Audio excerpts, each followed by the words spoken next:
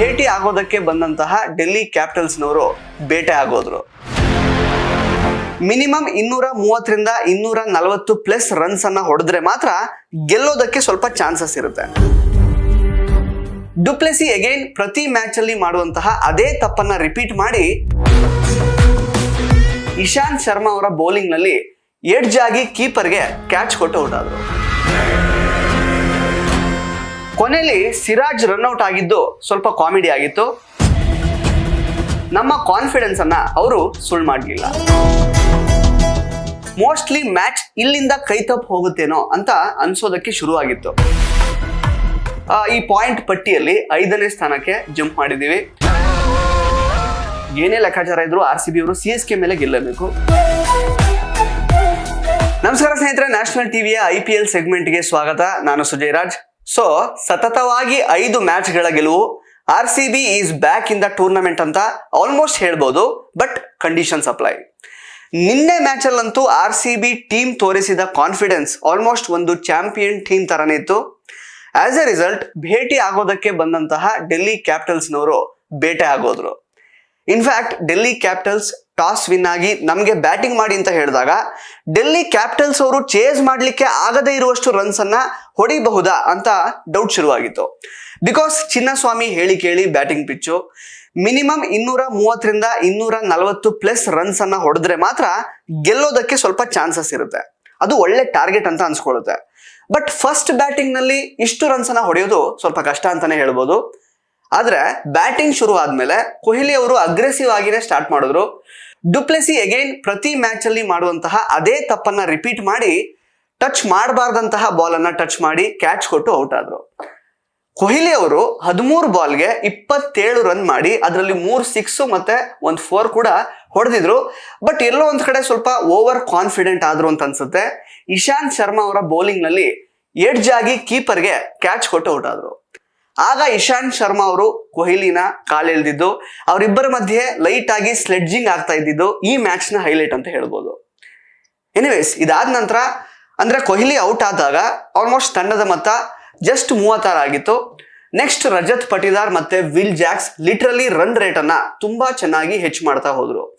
ಇವರಿಬ್ಬರ ಆಟದ ನೆರವಿನಿಂದ 10 ಓವರ್ಗೆನೆ 110 ರನ್ ಹರಿದು ಬಂತು. ರಜತ್ ಪಟಿದಾರ್ 32 ಬಾಲ್ಗೆ 52 ರನ್ ಹೊಡೆದ್ರು. ಅದರಲ್ಲಿ 3 6 ಮತ್ತೆ 3 4 ಇತ್ತು. ಅದೇನೋ ಗೊತ್ತಿಲ್ಲ, ಹಾಫ್ ಸೆಂಚುರಿ ಆದ ತಕ್ಷಣ ಈ ಮ್ಯಾಚ್ ಅಲ್ಲೂ ಕೂಡ ರಜತ್ ಅವರು ಔಟ್ ಆಗ್ಬಿಟ್ರು. ಆದ್ರೆ ಇದಕ್ಕೂ ಮೊದಲು ರಜತ್ ಪಟಿದಾರ್ ಮತ್ತೆ ವಿಲ್ ಜಾಕ್ಸ್ ಅವರ ಕ್ಯಾಚ್ ಗಳನ್ನ ಡೆಲ್ಲಿ ಅವರು ತುಂಬಾ ಸಲ ಬಿಟ್ಬಿಟ್ಟಿದ್ರು. ಇಲ್ಲ ಅಂತಂದ್ರೆ ಬಹುಶಃ ಏನು 187 ಸ್ಕೋರ್ ಬಂದಿದೆಯಲ್ಲ, ಇದಕ್ಕಿಂತ ಕಡಿಮೆ ರನ್ ಸ್ಕೋರ್ ಮಾಡ್ತಾ ಇದ್ರೇನೋ. ನೆಕ್ಸ್ಟ್ ರಜತ್ ಆದ್ಮೇಲೆ ವಿಲ್ ಜಾಕ್ಸ್ ಕೂಡ ಕ್ಯಾಚ್ ಕೊಟ್ಟು ಔಟ್ ಆದ್ರು. 29 ಬಾಲ್ಗೆ ಆಲ್ಮೋಸ್ಟ್ 41 ರನ್ ಹೊಡೆದಂತಹ ಜಾಕ್ಸ್ ಅವರು 3 4 ಮತ್ತೆ 2 6 ಅನ್ನ ಹೊಡೆದಿದ್ರು. ಆಮೇಲೆ ಸ್ವಲ್ಪ ಮಟ್ಟಿಗೆ ಗ್ರೀನ್ ಮತ್ತೆ ಲೋಮ್ರೋರ್ ಒಂಚೂರು ಆಡಿದ್ ಬಿಟ್ರೆ ಎಲ್ರೂ ಸಾಲು ಸಾಲಾಗಿ ಕ್ಯಾಚ್ ಕೊಟ್ಟು ಔಟ್ ಆದ್ರು. ಆ ಲೋಮ್ರೋರ್ಗೆ ಯಾಕೆ ಆಕ್ಚುಲಿ ಆಡಿಸ್ತಾ ಇದ್ರೋ ಗೊತ್ತಾಗ್ತಾ ಇಲ್ಲ. ಎನಿವೇಸ್, ಇದಾದ್ಮೇಲೆ DK ಮತ್ತೆ ಸ್ವಪ್ನಿಲ್ ಸಿಂಗ್ ಡಕ್ಔಟ್ ಆದ್ರು. ಮೊದಲ 10 ಓವರ್ಗೆ 110 ರನ್ ಬಂದಿತ್ತು ಆಗ್ಲೇ ಹೇಳಿದಾಗೆ. ಆದ್ರೆ ಮುಂದಿನ 10 ಓವರ್ಗಳಲ್ಲಿ ಬಂದಿದ್ದು ಕೇವಲ 77 ರನ್ ಮಾತ್ರ. So in that way DC was back in the game ಅಂತ ಹೇಳ್ಬೋದು. ಕೊನೆಯಲ್ಲಿ ಸಿರಾಜ್ ರನ್ಔಟ್ ಆಗಿದ್ದು ಸ್ವಲ್ಪ ಕಾಮಿಡಿ ಆಗಿತ್ತು. ಒಟ್ನಲ್ಲಿ 188 ರನ್ ಚೇಸ್ ಮಾಡಬಹುದಾದಂತಹ ಟೋಟಲೇ ಆಗಿತ್ತು. ಆದ್ರೂ ನಮ್ಮ ಬೌಲರ್ಸ್ ಮೇಲೆ ಕಾನ್ಫಿಡೆನ್ಸ್ ಇತ್ತು. ನಮ್ಮ ಕಾನ್ಫಿಡೆನ್ಸ್ ಅನ್ನ ಅವರು ಸುಳ್ಳು ಮಾಡಲಿಲ್ಲ. ಫಸ್ಟ್ ಓವರ್ ನಲ್ಲೇ ಸ್ವಪ್ನಿಲ್ ವಾರ್ನರ್ ವಿಕೆಟ್ ತೆಗೆದ್ರು. ಯಶ್ ದಯಾಳ್ 3 ವಿಕೆಟ್ ತೆಗೆಯೋದ್ರ ಜೊತೆಗೆ ಫ್ರೇಜರ್ ಮೆಕ್ಗರ್ಗ್ ರನ್ ಔಟ್ ಮಾಡಿದ್ದು ಐಸಿಂಗ್ ಆನ್ ದ ಕೇಕ್ ಅಂತ ಹೇಳ್ಬೋದು. ಯಾಕೆಂತಂದ್ರೆ ಫ್ರೇಜರ್ ಆಲ್ರೆಡಿ 8 ಬಾಲ್ಗೆ 21 ರನ್ ಅನ್ನ ಹೊಡೆದು ಅಪಾಯಕಾರಿ ಆಗ್ತಾ ಇದ್ರು. ಇದನ್ನ ಬಿಟ್ರೆ ಸ್ವಲ್ಪ ಮಟ್ಟಿಗೆ ಆಟ ಆಡಿದ್ದು ಅಂತಂದ್ರೆ ಹೋಪ್ ಮತ್ತೆ ಕ್ಯಾಪ್ಟನ್ ಅಕ್ಷರ್ ಪಟೇಲ್. ಅಕ್ಷರ್ ಅವರು ಒಂದ್ ಹಂತದಲ್ಲಿ ಚೆನ್ನಾಗಿ ಹೊಡೆಯೋದಕ್ಕೆ ಶುರು ಮಾಡಿದ್ರು. ಮೋಸ್ಟ್ಲಿ ಮ್ಯಾಚ್ ಇಲ್ಲಿಂದ ಕೈ ತಪ್ಪು ಹೋಗುತ್ತೇನೋ ಅಂತ ಅನ್ಸೋದಕ್ಕೆ ಶುರು ಆಗಿತ್ತು. ಕರೆಕ್ಟ್ ಟೈಮ್ಗೆ ಯಶ್ ದಯಾಳ್ ಅವರು ಅವರ ವಿಕೆಟ್ ತೆಗೆದ್ರು. ಅದಾದ್ಮೇಲೆ ಒಂದೊಂದೇ ವಿಕೆಟ್ ಬೀಳೋಕ್ ಶುರುವಾಯಿತು. ಪರಿಣಾಮವಾಗಿ 140 ರನ್ಸ್ಗೆ ಡೆಲ್ಲಿ ಕ್ಯಾಪಿಟಲ್ಸ್ ಆಲ್ ಔಟ್ ಆದ್ರು. 47 ರನ್ಗಳ ಭರ್ಜರಿ ಗೆಲುವು ನಮ್ಮದಾಯ್ತು. ಆಲ್ ಔಟ್ ಮಾಡಿದ್ರಿಂದ ಪ್ಲಸ್ 47 ರನ್ಗಳಿಂದ ನಾವು ಗೆದ್ದಿದ್ರಿಂದ ನಾವು ಈಗ ಟೇಬಲ್ಸ್ ನಲ್ಲಿ ಈ ಪಾಯಿಂಟ್ ಪಟ್ಟಿಯಲ್ಲಿ 5ನೇ ಸ್ಥಾನಕ್ಕೆ ಜಂಪ್ ಮಾಡಿದೀವಿ.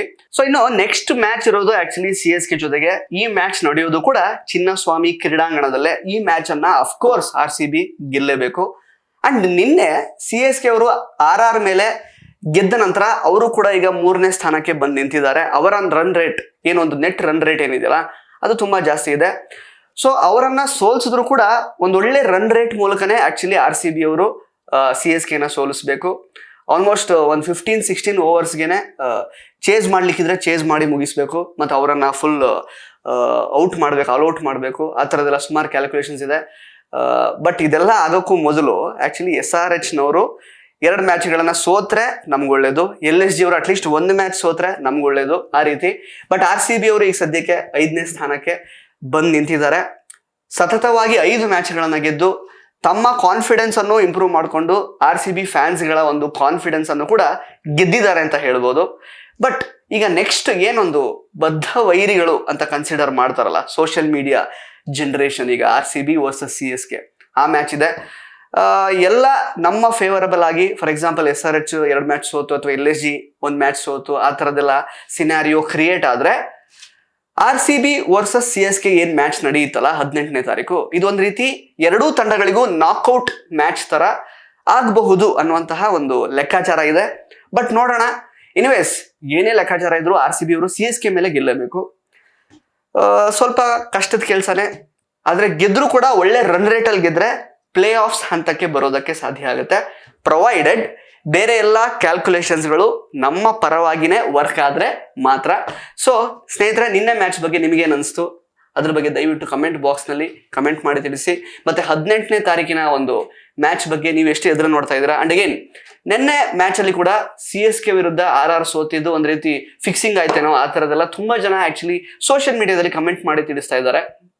ಅಫ್ಕೋರ್ಸ್ ನಾವು ಅದನ್ನ ಒನ್ ಸೈಡೆಡ್ ಆಗಿ ನೋಡೋಕ್ಕಾಗಲ್ಲ. ಅಕಸ್ಮಾತ್ ಈಗ CSK ಸೋತಿರ್ತಿದ್ರೆ ನಾವು ಅದನ್ನ ಫಿಕ್ಸಿಂಗ್ ಅಂತ ಹೇಳ್ತಾ ಇದ್ವಾ? ಇಲ್ಲ ಅಲ್ವಾ? ಸೊ ಹಾಗಾಗಿ ನೋಡೋಣ ಏನಾಗುತ್ತೆ ಅಂತ. 18ನೇ ತಾರೀಕಿಗೆ ಮತ್ತೆ ನಿಮ್ಮ ಮುಂದೆ ವರದಿ ಕೊಡೋದಕ್ಕೆ ನಾನು ರೆಡಿ ಇರ್ತೀನಿ. ಧನ್ಯವಾದ.